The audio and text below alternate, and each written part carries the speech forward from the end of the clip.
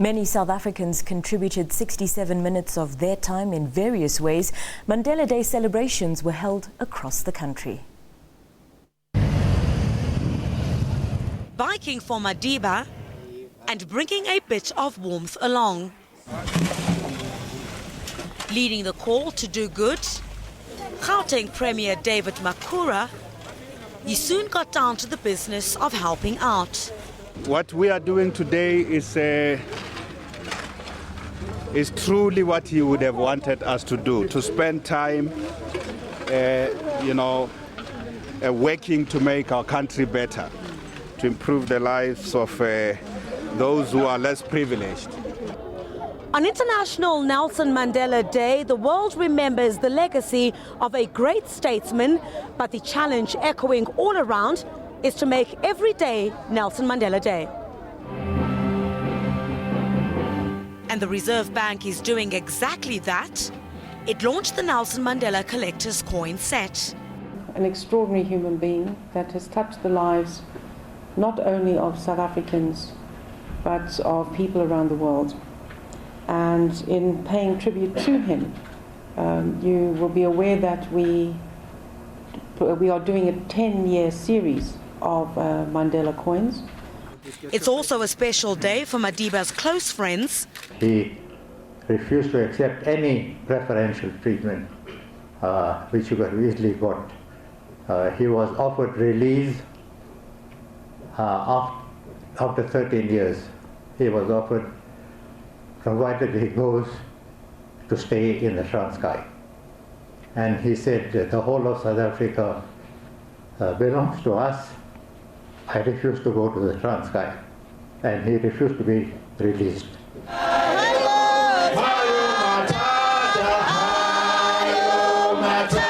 In Soweto, former Rivonia trialist Andrew Mlangeni, accompanied by other Mkhonto weSizwe veterans, joined Deputy Minister of Defence and military veterans Kebi Mphatswe to paint the military memorial chapel in Dube.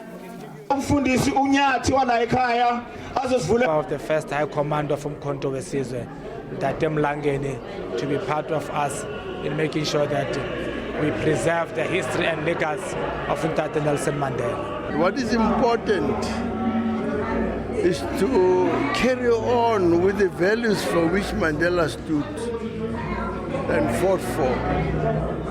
The day also brought broad smiles to the faces of these children. They received soccer kits from the South African Football Association. Griselda Lewis, SABC News in Johannesburg. It's been a busy day here in the Western Cape, where young and old, famous and not so famous, all pitched in to make a difference in various communities. The famous laugh infecting all around him. The Arch came out to do his bit. His foundation refurbished an old shipping container. It's now a fully stocked creche. I've been looking up to see whether we could see our friend Nelson Mandela. Hello! Madiba, how are you up there? They said when he arrived in heaven, St. Peter took out his cell phone to do a selfie with him.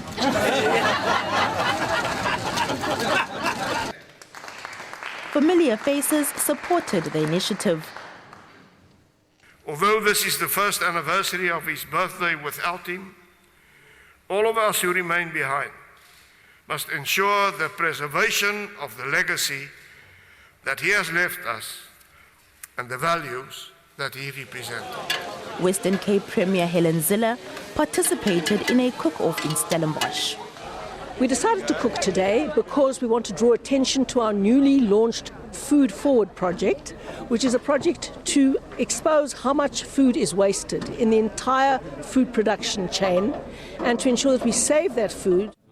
On the Cape Flats, a play day was organized for little ones and a chance for the youngsters to spend time with Springbok rugby heroes. Nomaoto Solwandle, SABC News, Cape Town. In KwaZulu-Natal, Residents and other leaders reclaimed a park from drug addicts and dealers. It was, among other areas, cleaned up around Durban. We are reclaiming this park back to its glory, where communities can use it as their recreational facility, but also for environmental preservation and also for safety of our communities. At Umlazi, south of Durban, the IFP leader joined the community in a clean-up campaign. Those of us who are still living have a duty to ensure that his legacy continues. While the NFP leader helped fix a school at Umlazi. I think it is our collective responsibility to ensure that we change the people's lives for the better. KZN Premier Senzo Mchunu and his team rolled up their sleeves and cleaned the streets in Pietermaritzburg. Children at Ekjabulani orphanage outside Pietermaritzburg received blankets from private donors. Vuskumalo, SABC News, Durban. SABC staff spent the day at the Singabantu Sonke orphanage in Marite. In partnership with sponsors, building materials, food, blankets and other necessities were donated. I feel very happy about what has happened here at Singabantu. Children were struggling to access this place, especially when it was raining. It is not only the business of broadcasting that we're in. However, it is also the business of seeing to it that the people that we broadcast to have their dignity restored and are able to live a better life. A few kilometers away, bridging the digital divide, pupils received a state-of-the-art ITC lab. We're very grateful to have the lab because it's going to help us as we're the science class. We're going to do our researches and be able to see many things that we do thoroughly in the pictures of the view and the computers. This computer lab will make a very big difference, especially it will be easy for us now to perform and to do each and every task that we are given by our teachers. In all the provinces, we have got programs working together with the Department of Basic Education to roll out this infrastructure, to have our kids taking keen interest and participating in the ICTs, and so that even the communities who are around those schools will also benefit, because later on we'll create free Wi-Fi. The Madiba spirit also reached far-flung Limpopo villages. The Helena France Hospital and grounds were spruced up. We are coming here to clean the hospital, to paint and to clean pediatric ward and casualty. Those are the wards that we have identified that we are going to clean them. At Makuya village, new life breathed into a primary school project. The administration block's been standing incomplete for a decade.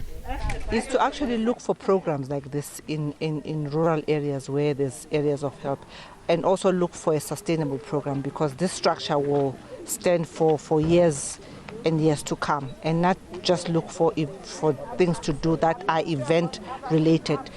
For instance, like perhaps saying, let's do a cleanup. What happens after the 18th of July? And in Polokwane, a taxi rank targeted. Politicians joined by scores of people.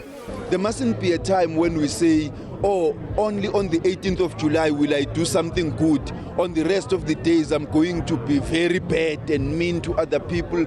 I won't care and I won't be compassionate about other people and what they are going through. The collective challenge today: make every day a Mandela Day.